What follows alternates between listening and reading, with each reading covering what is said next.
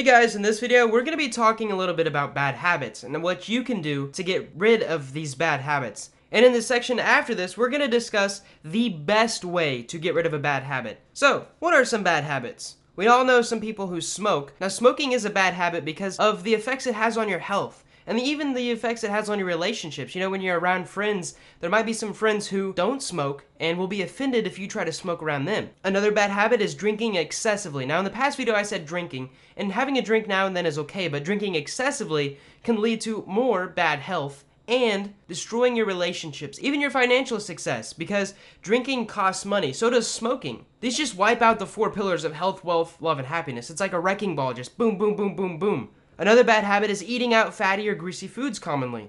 Now, when most people think of bad habits, they think about stuff that they do to their body. But there are other bad habits like saying and or even holding a grudge can be a bad habit. Hanging around certain people can be bad habits if it's negative to the rest of your life. And I'm sure you can write down some bad habits in your life. And that's what I want you to do right now. I want you to write down maybe 5 to 10 bad habits that you know that you can identify in your life that you intentionally want to get rid of. And that's important. You have to intentionally, mindfully want to get rid of them. So let's talk a little bit about positive reinforcement. So positive reinforcement goes back hundreds of years. Basically, it's our brain's way of saying, hey, I'm hungry. What can we do to solve this problem? And it sees food, and then you eat food, and you feel good, and you get that dopamine rush. And then what happens is your brain is like, this is awesome, let's do it more often, and it rewards that process. It says, next time we're hungry, how about we eat some food? And it goes on and on and on, and this gets compounded over many years of your life, and eventually a very strong habit is formed. Basically, this positive reinforcement can create a habit. Now, a lot of times, these create bad habits. Like with smoking, someone might start smoking in high school, even middle school and college. And what happens is they feel bad, they're hanging around their friends, they're pushed into peer pressure and they start smoking. And it really sucks at first. I mean, if you've ever taken and smoked a cigarette, some people just cough and wheeze and it's bad for your body. And what happens is after a while, they start to get a dopamine rush. 1, because there's nicotine in it, and 2, because they're around other of their friends and their friends are starting to approve of them. And what happens is this dopamine rush starts to form a positive reinforcement and it turns into a habit, which is very difficult to quit many years later. It works the same with food. Someone might feel bad, so they see ice cream, they eat ice cream, and the next thing you know, it's a habit. Whenever they're feeling down, they go to ice cream as their vice, or smoking as their vice, and maybe even drinking. You should have paused the video and written down 5 to 10 habits that you want to get rid of. Now what I want you to do is draw a line, a little inch line, and then I want you to come up with triggers. Alright, so you smoke. What causes you to smoke? You eat ice cream. What causes you to eat ice cream? You might smoke because you're stressed. You might smoke just because that's what you do at the time of day. Just because you're with friends. And this is where it gets really important because it's hard to get rid of a bad habit if you cannot find the trigger. And every habit has a trigger. And the trigger was started back when the positive reinforcement began.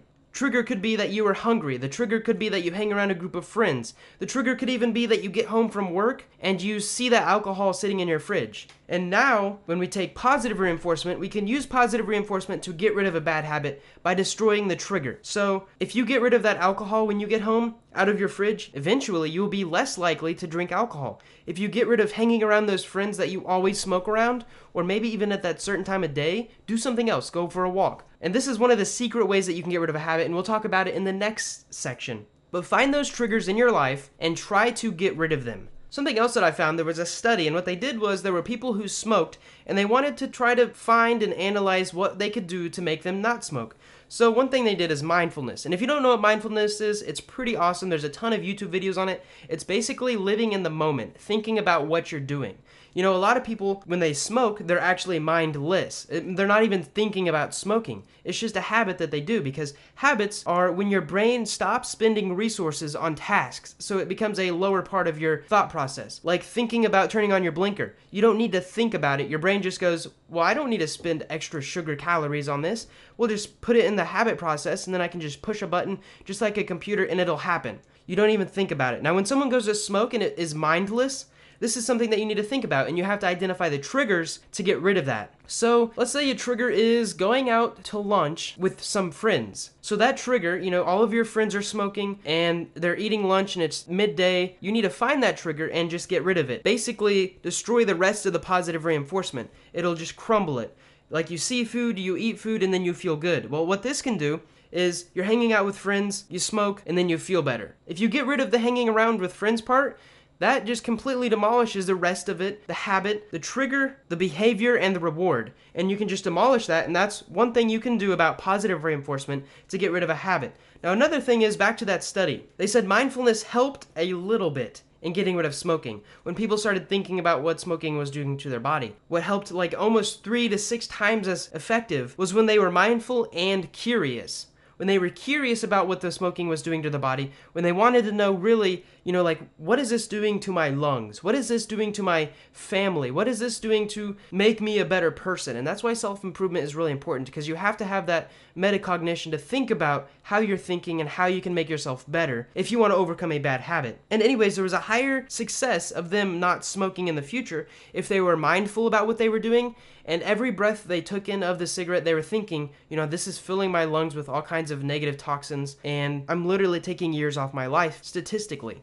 So we got positive reinforcement, we've got mindfulness with curiosity. Those are 2 ways that can help. Another one is negative reinforcement. So negative reinforcement is a lot like positive reinforcement, only instead of a reward, you get a tax or something that's negative. For example, when you start smoking, light the cigarette, then burn it on your hand, and then continue to smoke. And I can guarantee you, after like 10 or 15 times of doing this, if you do it every time, your brain will start to rewire itself just a little bit, and you'll be like, oh man, I gotta go back outside and burn myself again. Now, I'm not suggesting you to do this all the time. I'm saying to use this as a concept. You need some negative reinforcement, something to go, oh, instead of maybe just going outside and smoking, maybe I'll go outside and smoke with a person who I do not like. And before you even start thinking about smoking, you'll start thinking about, oh man, when lunch comes, I gotta go out and talk to that person. Oh man, they're gonna call me out on something I did wrong. And I've been talking about smoking a lot in this section, and what I want you to do is if it's something other than smoking, if it's drinking excessively, or if it's eating food, or if it's hanging around with people who add no value to your life,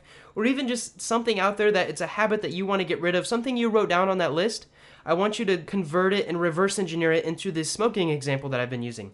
So positive reinforcement, you need to get rid of the triggers. Mindfulness and curiosity, you need to understand what that habit is doing to yourself, your health, your wealth, your love, and your happiness, and those pillars of your life. In the negative reinforcement, you need to think of, what can I do as a negative trigger that whenever I do this, it will prevent me, it will make me think twice about doing it. There's actually something, if you do negative reinforcement long enough, or in the wrong way, it's actually called learned helplessness. And learned helplessness is when someone does something long enough and they say, I've done it, I've tried it for 10 years and I can't stop smoking. That's called learned helplessness. And it's actually a very strong psychological condition in which you feel like whatever you do, nothing's going to happen. And there's a ton of people out there in the world who have this condition. And I call it a condition because it really is a mental condition that really needs to be solved, because stuff you do can change the outcome. Now, there are certain situations where whatever you do, you're not going to have a big impact, but you need to understand there are ways to stop smoking. There are ways to change my habits of drinking every night. There are ways of committing and not eating greasy food for a week. And that's where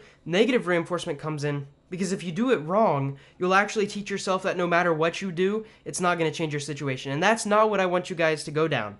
I want you guys to understand that these 3 methods that I just brought up, the positive reinforcement, understanding positive reinforcement, you can use it to get rid of the trigger.